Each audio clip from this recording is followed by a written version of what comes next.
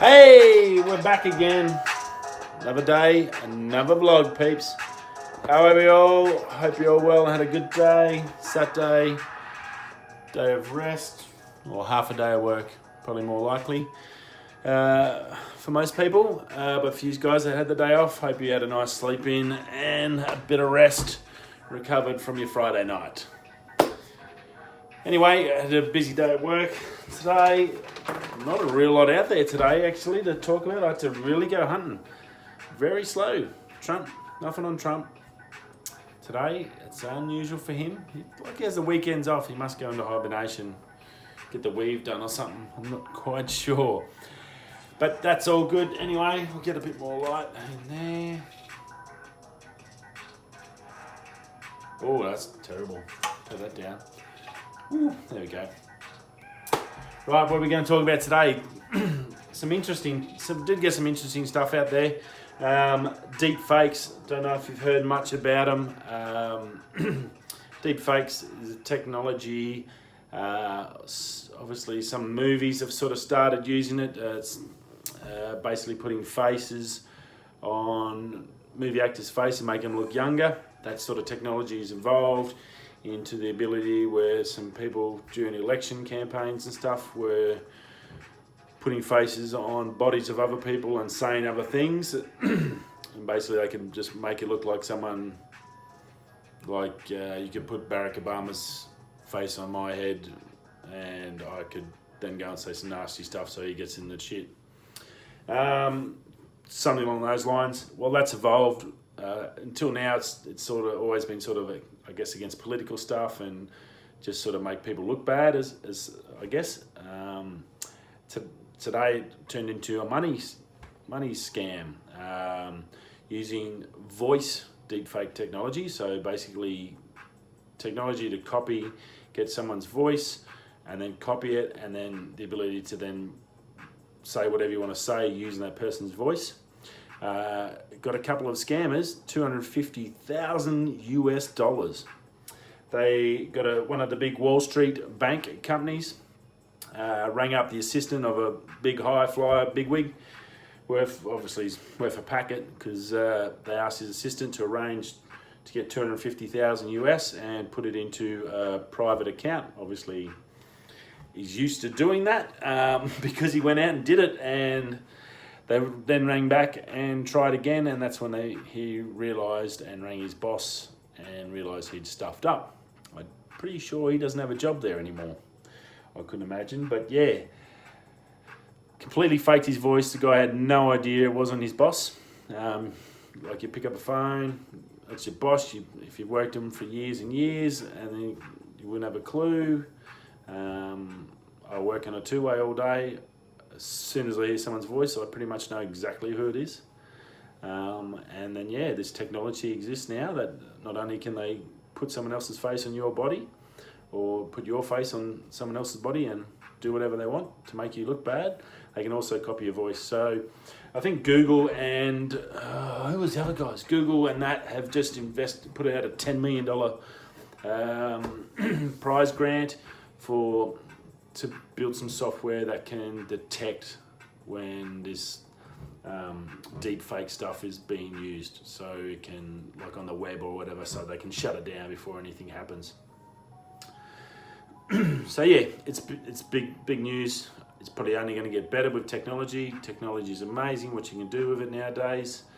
As someone in YouTube, what I can do on Premiere Pro, 10 years ago, 10 years ago we had dial-up in Australia. So you wouldn't have been able to do crap 10 years ago in Australia. It's only a little bit better than that now, but you know, the computers and the software is just amazing what you can do. The more I learn, the more I understand how much what is capable. It's pretty mind-blowing. Yeah. So yeah, something interesting. 250 grand. They've obviously got away with that, or they'll probably try and track them down, but I'd say they'd be long gone if they're smart enough to have that technology. I'd say the money would have bounced a few times already and would have disappeared into the abyss.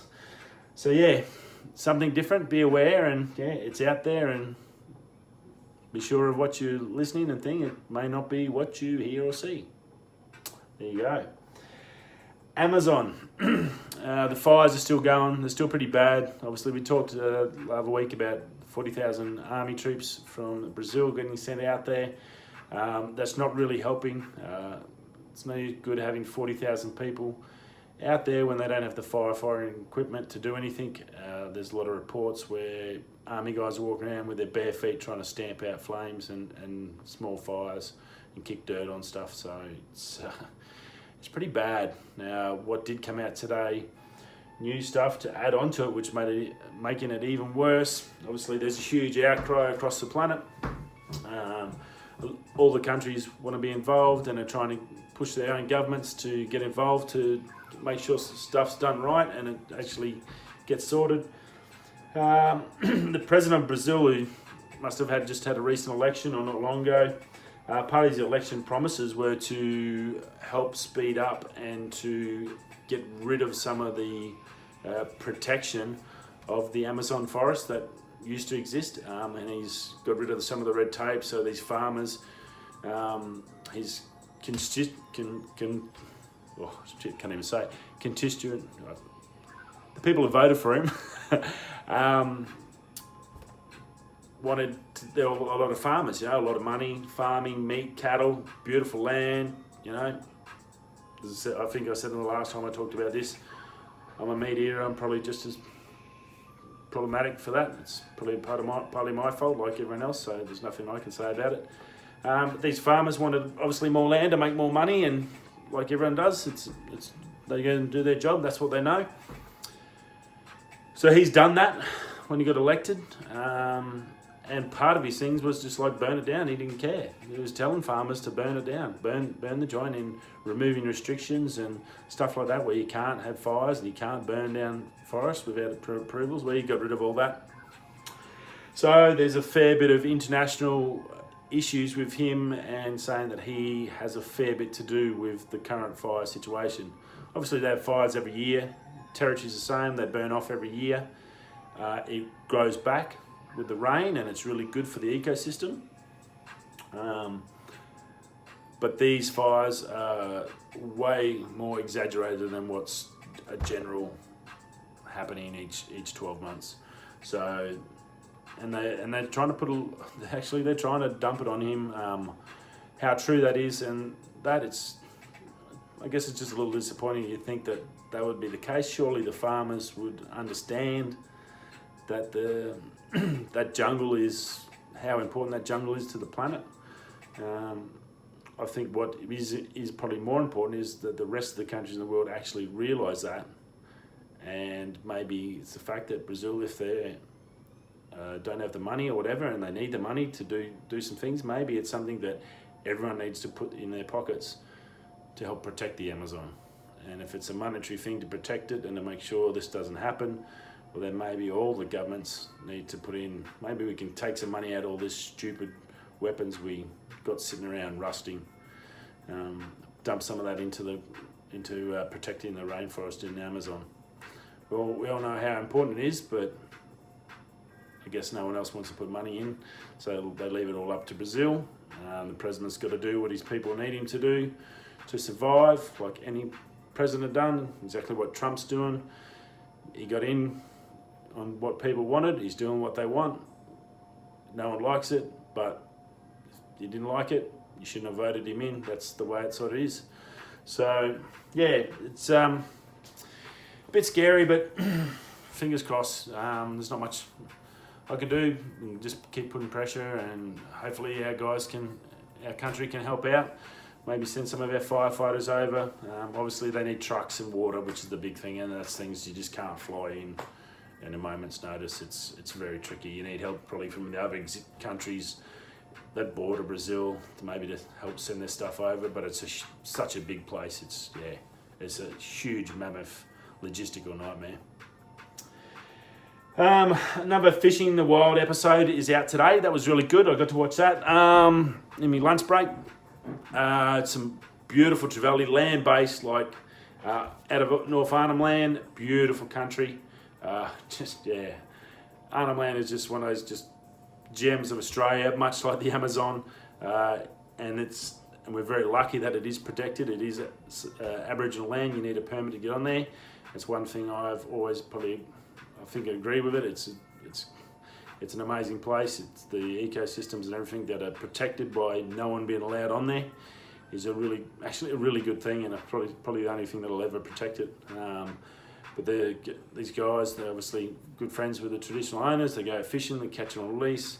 Some beautiful big GTs at land-based, like bang bang, like 2 seconds on the water, and just a monster little trevally, and a couple of really beautiful, nice like rock cod or what was it? Rock cod? Oh, some trout, some flower trout. So yeah, that was really good. Again, they do a really great job, these guys. Get over and support them. Fish in the wild. I'll put the link actually tonight into their page and check it out. I'll make sure it comes over into the Facebook as well. I've shared it on there a couple of times. If you haven't seen it, get on YouTube, check it out. The whole series they've put together so far is just amazing. If you've never been to the territory and you want to see what it's really like, away from just the normal city stuff that you get everywhere, this is magnificent. This is probably even better than Kakadu. I've done Kakadu, and Kakadu's nice, but it's just so spread out on that. This is country on the water. If you're into fishing, this is the best you can get, pretty much, as far as what I've seen in Australia. So definitely worth checking out. Baseballer, as you all know, our under 18 Aussie team is in the World Championships at the moment. They've done themselves very, very proud. A couple of good mates of mine, kids are playing in it, and they're doing a fantastic job. Good on those boys. They've come up really well, and they've got into the bronze medal game. They had another win today, I think it was, and they're going to be playing Korea, the host nation, for third place. They didn't get into the gold medal game. There was a bit of a sniff there, and I was really hoping they were going to get in. They've played some awesome baseball. Everything's been close. It's been like one-run ball games, pretty much, against some super high-quality teams. Very, very, very good effort, and congratulations to all those guys. Be an amazing feeling, I'm sure, for them.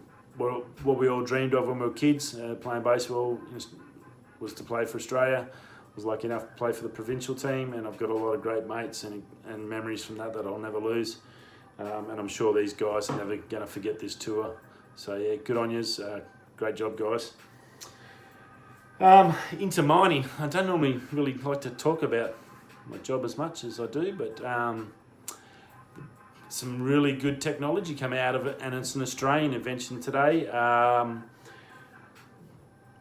Mining, I'd work in an iron ore mine. I can't say where for reasons, for confidentiality reasons, but Maintec, a Queensland company, has developed a linerless bucket for the diggers. So diggers are 660 tonnes.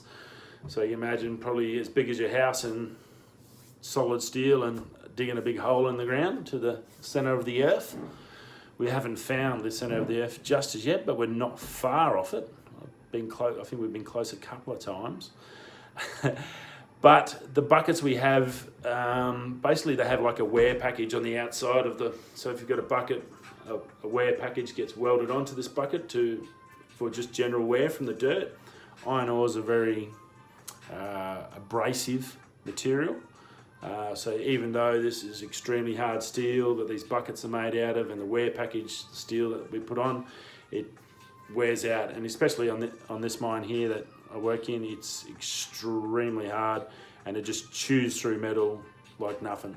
Some days it's not uncommon here to go through 4 or 5 sets of GET worth 20-30 grand each time in one shift in 12 hours. Like 50 to 100 grand's worth of GT in a shift. It's definitely been done here before, and will always be the case.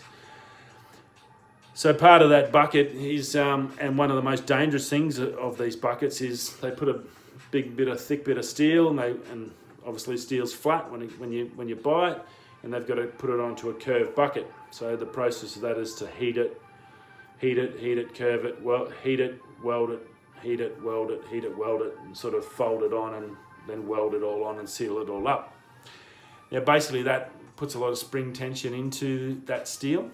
So once those welds, which eventually wear, if the steel hasn't worn away first before the welds, that can pop. So that inch plate, which could weigh anywhere 200 to 300 kilos, can spring anywhere up to half a metre or more, or a good distance. I think we had a guy in Queensland, a boilermaker, a year or so, 2 years ago, got killed in Queensland.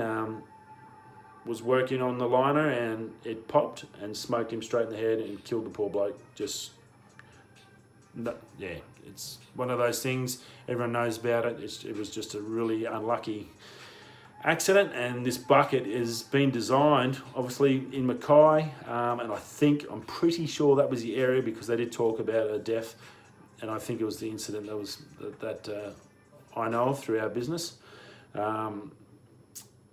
And they've went ahead, and this local company has designed this bucket, a linerless bucket. So they've made the bucket lighter to put more material in it. It's a different type of steel, so it's supposed to wear at the same rate as it would without a liner on it, as it would with a liner on it.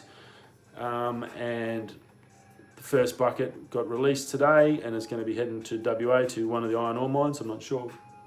It's called the Hulk, which was pretty cool. I'll chuck you'll see the picture in the thumbnail. They're doing their own GT. That probably won't get used much because the companies already have GT contracts, so they won't get the GT. They'll have to have existing GT mounted onto it. The green stuff that you'll see on the bucket, but the actual main bucket is the important part, and it'll be very interesting to see how it goes. They talk about different productivity stuff. I think more so the fact that it's, from a safety standpoint, is really good to see, and especially from an Australian company. Yeah, really good. I hope they do really well. Stuff like that is really good, as long as it lasts. As I said, iron ore is a super abrasive material. The amount of money we spend on stuff to dig it out you'd be pretty mind blown when you see what it costs and what it does to gear. Just digging the stuff out of the ground, even though it's blown up, it's just, yeah, it's pretty full on. But yeah, that's about it, I guess. Another day, really, isn't it? So that's it. It's Saturday for all you guys going out. I hope you have a great night. Have a couple of vodka and Red Bulls for me, or a nice Grey Goose and lime and soda or something, and I'll be here doing some work on the video. Just about finished the Fremantle markets. Hopefully I can get all that rendered tonight so I can post it tomorrow. I got a fair bit done last night, then it sort of locked up. Premiere Pro had one of its hissy feats. I was doing some stabilising, so yes, here we go, and hopefully it all works out for the best. Otherwise I'll be back to where I was at the end of just the day.